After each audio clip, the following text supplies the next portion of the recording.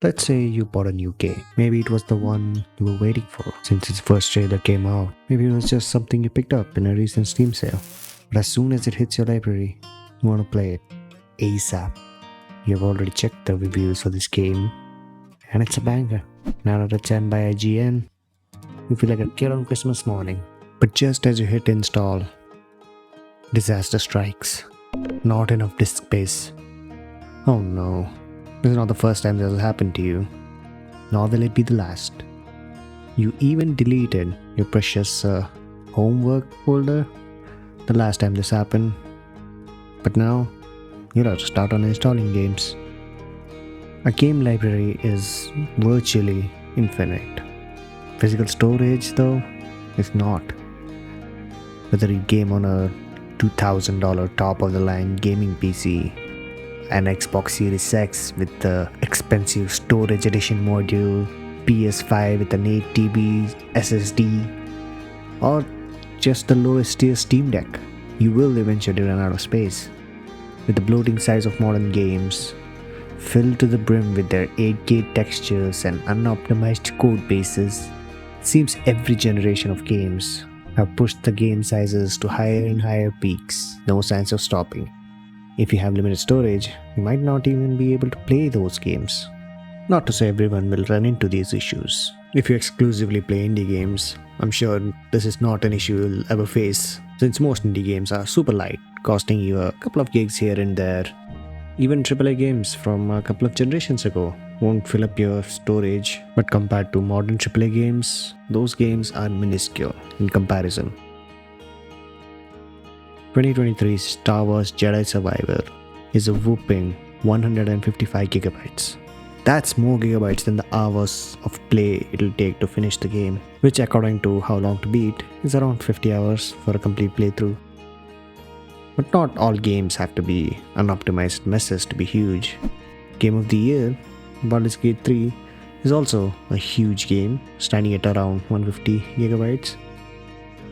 But the sheer quality of the game and the replayability it offers does soften the blow quite a bit.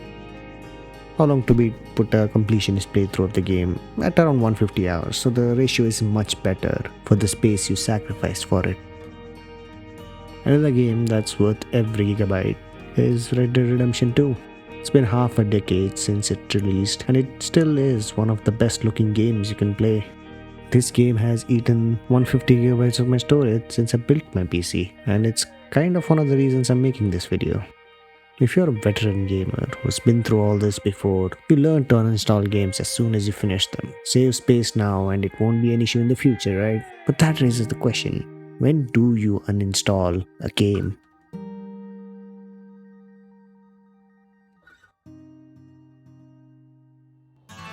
One easy answer to the question is when you start to hate the game, which of course refers to rage quitting. Rage quitting is when you get so mad at the game, so frustrated by it, that you quit playing it.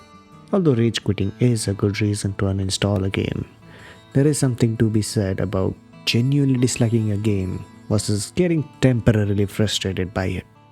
It's important to distinguish between the two. A hard Dark Souls boss might make you rage quit for a day or two before you come back to it, but when you finally beat it though, that sense of accomplishment and that sweet taste of victory is unparalleled. True story, it took me 20 hours to beat Millennia, Blade of Miquella. It was almost a week of my life where I would just try to beat this boss over and over again. There were moments where I was really frustrated with the boss and that goddamn unblockable triple waterfowl dance attack. But not for a second did I even consider uninstalling the game. Sure, it was extremely frustrating and difficult, but it didn't make me hate the game. There are some games that are meant to make you rage. Games like Getting Over It or Co-op. These are called rage games, and the whole point is to make you rage quit. But sometimes a game will make you quit.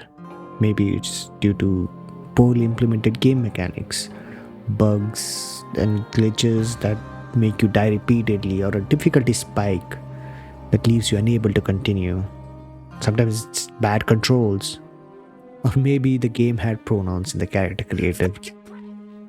You will eventually play some games that you just don't like. Maybe it was the gameplay that you didn't like, or in a genre that you don't usually play, or the writing was extremely cringe, or it had some aggressive microtransactions, or it was just a plain old bad game. There are a lot of issues that may make you genuinely dislike a game and hit uninstall. Thankfully, most game stores have some sort of a refund policy in place. Steam will let you refund a game if you played it for less than 2 hours and it's been less than 2 weeks since you made the purchase. Or in some cases, if the game is a scam, they will refund you, no questions asked. So now we've talked about games that you may or may not have liked.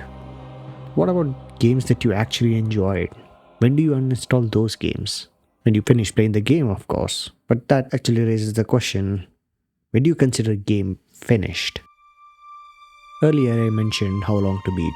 It's a site that gives you an estimate as to a game's length so that you know how much time you'll be spending in a game before you buy it. The way it calculates this is simple. It asks people who've played the game how long it took them to beat the game. Then it aggregates all that data and gives an average playtime for each game. But here's the thing, it just doesn't give one number. It gives three. One, if you just play through the main story. Two, if you also did some side quests. And three, if you did everything the game has to offer, a completionist run.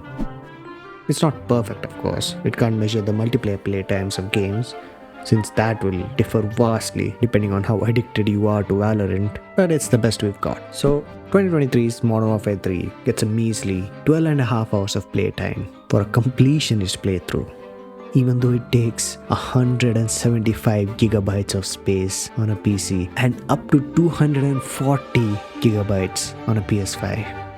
Of course, Call of Duty has a very active multiplayer scene, so I'm sure a lot of people play it for longer than 12 hours, but come on. This is why I'm kind of excluding multiplayer games from this conversation. Most multiplayer games, other than say co-op games, don't really have an end point. And honestly, that could be a whole video on its own. What I mostly want to talk about is single player experiences. So, when do you consider a game finished? I think a lot of people uninstall a game after beating the main story. Roll credits, uninstall. It's definitely the most satisfying option since you get the closure of a full story. A lot of players play the games primarily for the main story or the main quest. It's of course intended end for a game by the developers. As much as they would love for you to keep playing the game after the credits roll, they expect that most players will uninstall the game after they quote-unquote beat it. So beating the main story is a good way to think of a game as finished. But it's not the only way. It's getting rarer and rarer that a game is just its main quest. Almost all games have side quests. Some good that interplay with the main story and make the world feel so much more alive, like the Witcher 3 or the Yakuza games. And some bad that just give you a bunch of random fetch quests to pad out their playtime, like the recent Assassin's Creed games. Some games like Skyrim can be considered as entirely side quests, with the main quest being kind of optional. Okay, so maybe we can call a game finished if you finish the main story and all the side quests. Then it can go off to uninstall land, right? But wait, there's more. Say you finish the main quest and the side quest, but you still want to play more. What then?